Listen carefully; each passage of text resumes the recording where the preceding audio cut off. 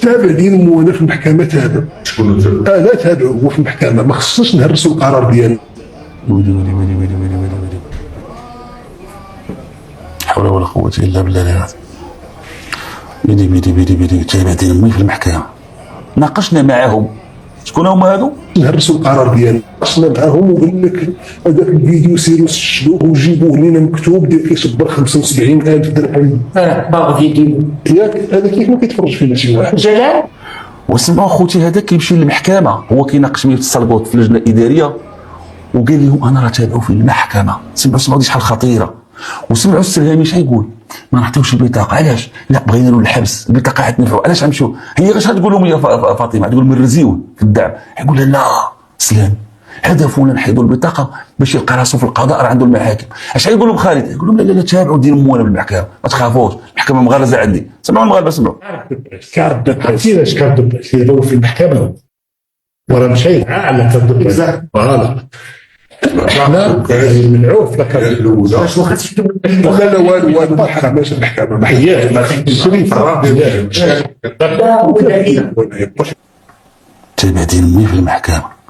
شوفوا داك جلال، هي واحد اللحظه غيتفكروا التصوير، عرفوا جلال واش دخل ولا خرج. سمعتوا هي تخاطب جلال، داك جلال المجهول. شوف اش تقول جلال. شافوا بالشارع. الو سي جلال، عامين حتى ل5 سنين في حاله العود، ما عندوش العود، ما كاينش لعب لا ما كاين عندي القيمه الثانيه.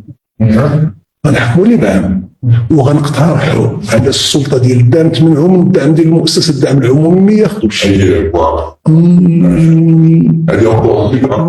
هاد الشيطين اللي غنعاودها المقطع ملي قال لها الحكم 3. شوفوا القاضي هذا راه في سلطه، يعني محكمه اداريه، ماشي محكمه اداريه مفهومها القضائي، ولكن هذه لجنه.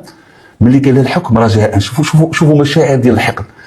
قال لها هاد الشيطين يعني راه الشيطين حكم ناضج، يعني قرار مبني على مشاعر شيطانيه. هو كيعترف. عاود وغنقترحوا على السلطه ديال الدعم منهم الدعم ديال مؤسسه الدعم العمومي ما ياخذوش. هذه هاد الشيطين ياخذوا. بداو بالمهداوي الزق. واعتذر اخوتي المغاربه، اعتذر. وي جو سي مانيبيولات. شكون هذا كان المدوي انا واحد الوقت طلع لك في راسك قلت لي شكون انت؟ وين شكون زمر على انت كاع تكون انت. عقلتهم ملي دوزت الحلقات وقلت لكم راه قال لي شكون انت، وبقات فيا وقلت لكم في حلقه. ها انتم انا اكدت. شوفوا اذا المهداوي الزق سمعتوها، هذا رئيس لجنه. شوفوا اخوتي المغاربه، يحاكمك على مخالفتك للاخلاق وهو يبيد الاخلاق.